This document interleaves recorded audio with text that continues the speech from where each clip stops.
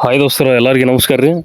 ಈಗ ಕುರಿಗಳಿಗೆ ಮತ್ತು ಆಡುಗಳಿಗೆ ಈಗ ಮಳೆಗಾಲದಾಗ ಏನದ ಕಾಲು ಶೆಲ್ತ್ ಕೇಶಂತ ಈಗ ಕಾಲ ರಸಿಗಾಗೋದು, ಕಾಲಾಗ ಹುಳ ಬೀಳೋದು, ಕಾಲು ಏನದ ಕಾಲು ಹಿಂಗೆ ಸ್ವಲ್ಪ ಬಾವು ಬರೋದು ಅದು ಆಗ್ತಿರ್ತದೆ ಮಳೆಗಾಲದಾಗ. ಅದಕ್ಕೆ ಏನು ಮಾಡ್ಬೇಕಪ್ಪ ಅಂತಂದ್ರೆ ಮಾರ್ಕೆಟ್ನಾಗ ಒಂದು ಪೊಟ್ಯಾಷಿಯಮ್ ಪರ್ಮಾಂಗನೇಟ್ ತೆಗಿಸಂತ ಒಂದು ಇದು ಬರ್ತೈತಿ ಪೌಡ್ರ್.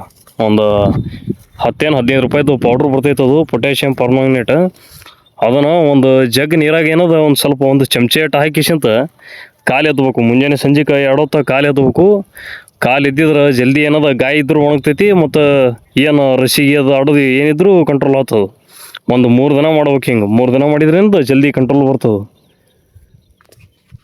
ಮತ್ತು ಇಂಜೆಕ್ಷನ್ ಯಾವ ಮಾಡಿದ್ರೆ ಕಂಟ್ರೋಲ್ ಆಗ್ತದೆ ಅನ್ನೋದು ನಂದು ಯೂಟ್ಯೂಬ್ದಾಗ ಫುಲ್ ವೀಡಿಯೋ ಐತಿ, ಹೋಗಿಸ್ ಅಂತ ನೋಡ್ರದು.